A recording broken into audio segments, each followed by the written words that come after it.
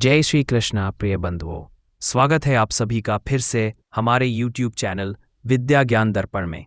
दोस्तों, चाणक्य जी चंद्रगुप्त से कहते हैं कि प्रकृति ने हमारे शरीर को 5 तत्वों से मिलकर बनाया: धरती, जल, अग्नि, वायु और आकाश। लेकिन कलयुग के इंसानों ने उसमें एक छठा तत्व और जोड़ दिया, और वह है पैसा। बेशक पैसों से कुछ चीजें नहीं खरीदी जा सकती, लेकिन पैसों से बहुत कुछ खरीदा जा सकता है। एक संत प्रवचन दे रहे थे कि पैसों के पीछे मत भागो, यह माया का दलदल है, और इस माया के दलदल में जो फंस गया तो वह पूरी जिंदगी दुखी रहता है। और वहां बैठे सभी लोग इसी बात पर तालियां बजा रहे थे। उन्हें यह नहीं पता था कि यह संत यही बात बोलने के लिए पैसे लेते हैं। यही वो माया का खेल है जो कि इस दुनिया के बहुत कम लोग ही जान पाते हैं, और जिसने यह जान लिया उसको इस माया ने बुलंदियों की चोटी पर पहुंचा दिया। दोस्तों, आज के समय में पैसा कमाना जितना मुश्किल नहीं है, उससे भी ज्यादा मुश्किल है पैसों को संभाल कर रखना। बहुत लोग होते हैं जिनके पास थोड़े बहुत पैसे के आ जाते हैं, वह लोग उड़ने लगते हैं। वह लोग पैसों का नियम नहीं जानते हैं। आपने ध्यान दिया होगा कि सरस्वती की तस्वीर हमेशा बैठी हुई होती है और लक्ष्मी की तस्वीर खड़ी रहती है।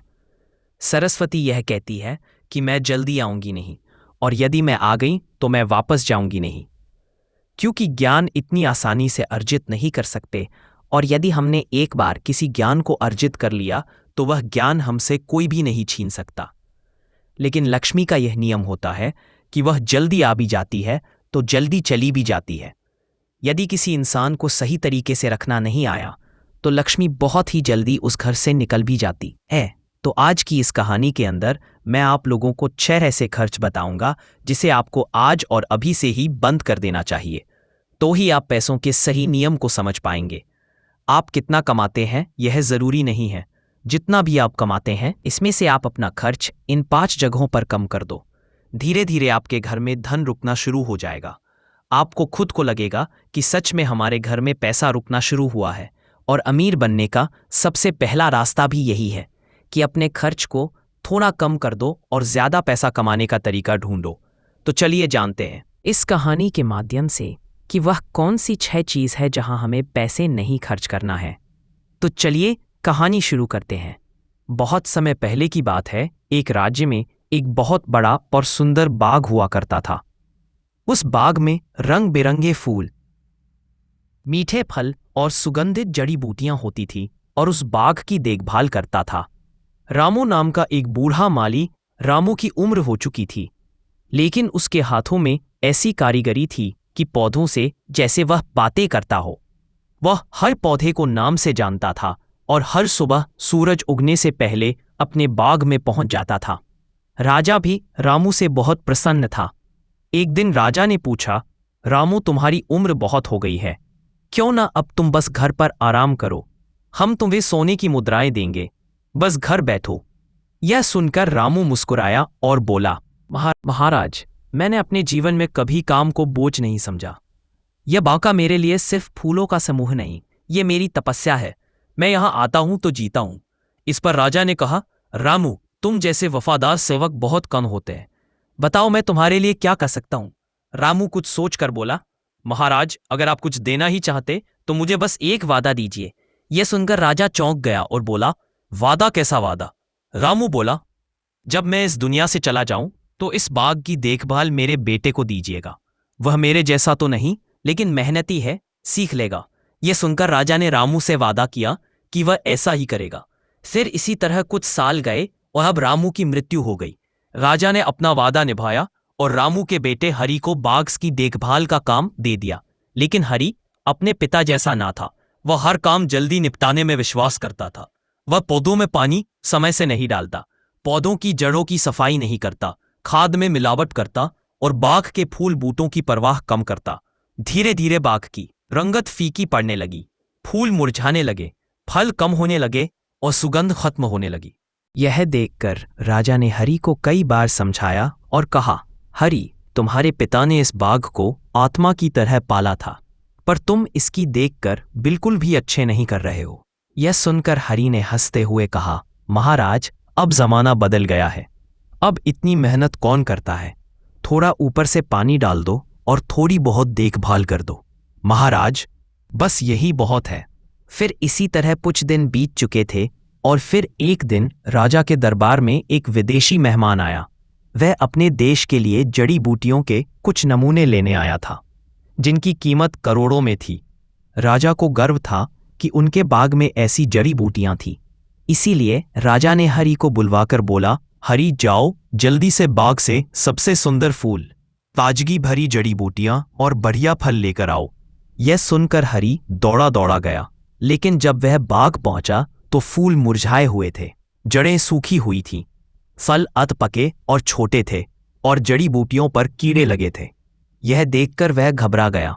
जल्दी जल्दी में जो भी मिला वह लेकर दरबार पहुंचा, और जब विदेशी मेहमान ने इस जड़ी बूटियों एक नज़र देखा और कहा, महाराज क्षमा कीजिए, यह बागा अब वैसा नहीं रहा जैसा सुना था। यह तो अब एक खोखली परछाई है, इसलिए महाराज अब ये हमारे अब कुछ काम की नहीं है। और इतना कहकर वह विदेशी मेहमान वहां से चले गए। ये सुनकर राजा को बहुत अपमान का एहसास हुआ। वह क्रोधित होकर हरि से बोला, हरि तुम्हारे पिता इस बाग को सींचते थे जैसे माँ अपने बच्चे को दूध पिलाती है, लेकिन तुमने उसे लालच और आलस से नष्ट कर दिया, और इसलिए हम तुम्हें कभी माफ नहीं करेंगे। तुम अभी के अभी इस राजमहल को छोड़कर चले जाओ और कभी दोबारा अपनी शक्ल हमें मत बताना, नहीं तो हम तुम्हें वह दंड देंगे जिसकी कल्पना तुमने कभी भविष्य में भी नहीं की होगी। राज की यह बात सुनकर हरि की आंखें नम हो गई। उसे पहली बार अपने पिता की बात याद आई कि काम को बोझ मत समझो, उसे पूजा समझो। इसलिए हरि दौड़ता हुआ अपने पिता की छोटी सी झोपड़ी में गया, जहां आज भी दीवार पर एक पुराना कागज टंगा था और उस पर एक वाक्य लिखा था, अगर तुम अपने काम में आत्मा डाल दोगे तो वह काम तुम्हें जिंदगी में सम्मान और संपन्नता दोनों देगा, लेकिन अगर तुम उसे बोझ समझोगे तो वह तुम्हें समय से पहले थका देगा। यह वाक्य पढ़कर हरि समझ चुका था कि असली धन क्या होता है। पैसा नहीं, दिखावा नहीं, बल्कि ईमानदारी और परिश्रम और लगन ही सच्चा धन है। उस दिन से हरि ने अपने जीवन को बदल दिया। उसने सबसे पहले वापस राजमहल जाकर राज से माफी मांगी और फिर से अपने पिता की तरह बाग में मेहनत करने लगा, जिसके कुछ महीनों में बागा फिर से हरा भरा हो गया। और जब अगली बार विदेशी मेहमान आए तो उन्होंने कहा, महाराज अब हम समझ गए कि भारत को सोने की चिड़िया क्यों कहा जाता था। यह सुनकर राजा बहुत खुश था। दोस्तों, यही बात आज के समय में हम सभी के जीवन में भी लागू होती है कि पैसा जरूरी है, लेकिन उससे ज्यादा जरूरी है उस पैसे को कमाने का तरीका। जो काम दिल से करो वह जिंदगी में फल जरूर देता है, और सबसे जरूरी बात, दिखावे से नहीं, अंदर की मेहनत से इज्जत मिलती है। और दोस्तों, यही बात हमारे घर में लक्ष्मी पर भी लागू होती है। यदि हम लक्ष्मी को थोड़ा थोड़ा करके बचाएंगे तो वही लक्ष्मी हमें भविष्य में एक बड़ा लाभ बनकर मिलेगी। दोस्तों, कहानी तो आपको समझ में आ गई होगी, तो आइए अब जानते हैं वह 6 खर्चों के बारे में जो हमें आज से ही बंद कर देनी चाहिए। सबसे पहला खर्च है दिखावे का खर्च। आपके पड़ोस में किसी ने बड़ी कार ले ली तो अब आपके मन में जलन होने लगी है कि मुझे भी जल्द ही कार लेनी है, और यही दिखावे का खर्च आपको पूरी बना के रखता है। दोस्तों, हम में से ऐसे बहुत से लोग होते हैं जो सिर्फ दिखावे के चक्कर में ही बहुत सा ऐसा सामान उठा लाते हैं, जिससे कि दूसरों के सामने सिर्फ अपना रुतबा बढ़ाने के लिए गाड़ी ले लेना, महंगे जेवर ले लेना, महंगे मोबाइल ले लेना, या फिर कोई ऐसी महंगी चीज खरीद लेना जिसकी हमें हमारी जिंदगी में कोई जरूरत भी नहीं होती।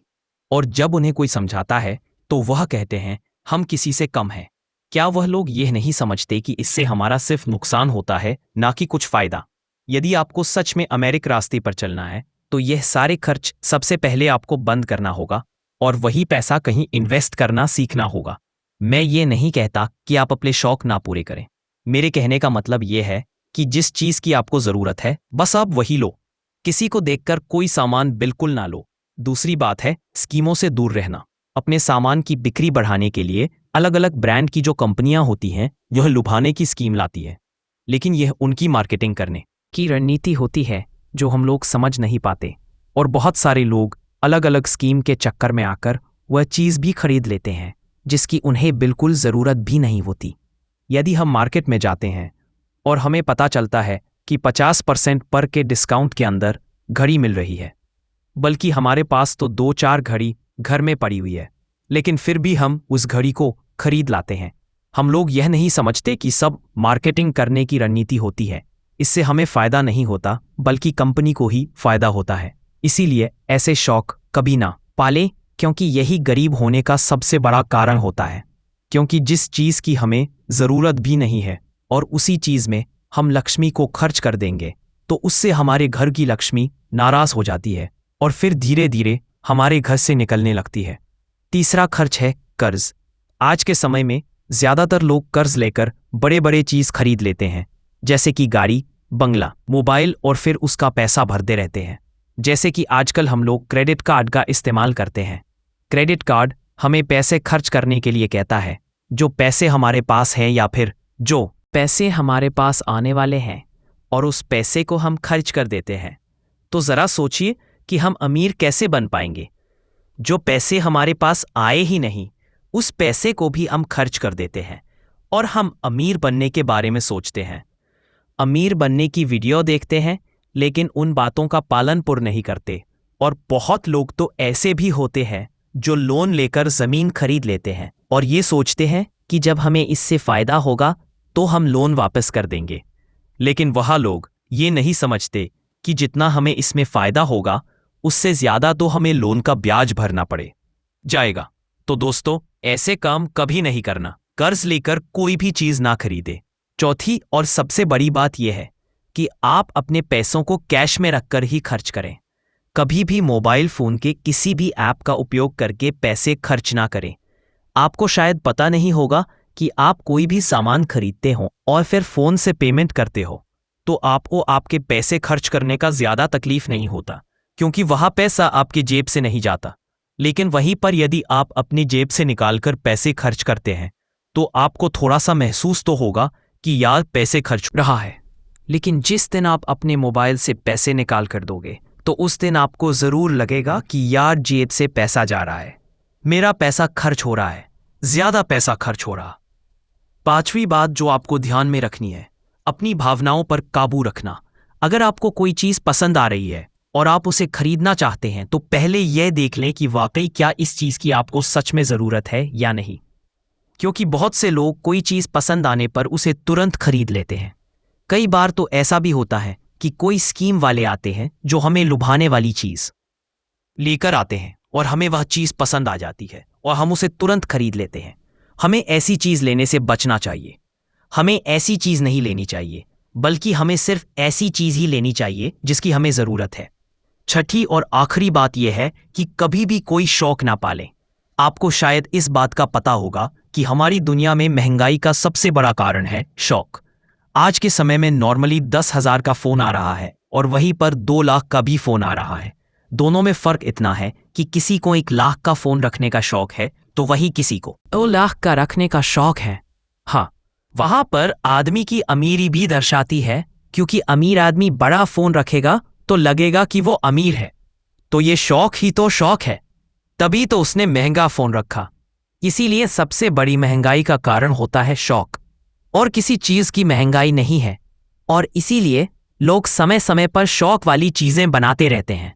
अच्छी अच्छी चीज़ें बनाकर हमें लुभाने के लिए लेकर आते रहते हैं, ताकि हमें वो चीज़ पसंद आ जाए और हम उसे तुरंत खरीद लें।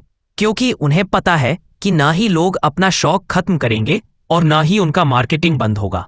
तो इसीलिए अपने शौक पर काबू रखें। जितना हो सके कम शौक करें, क्योंकि शौक करने से हमारी जिंदगी नहीं चलेगी, बल्कि मेहनत करने से और पैसे को अपने पास सेव करने से ही जिंदगी चलेगी। क्योंकि आज के समय में पैसा ही सब कुछ है। भले आज के समय में हमसे लोग कितना भी ये बात कहते हों कि पैसा ही सब कुछ नहीं होता, वो पैसों के लिए ही इधर उधर भाग रहे हैं और हमें कहते हैं कि पैसों के पीछे मत भागो। तो दोस्तों, कैसी लगी आपको ये वीडियो?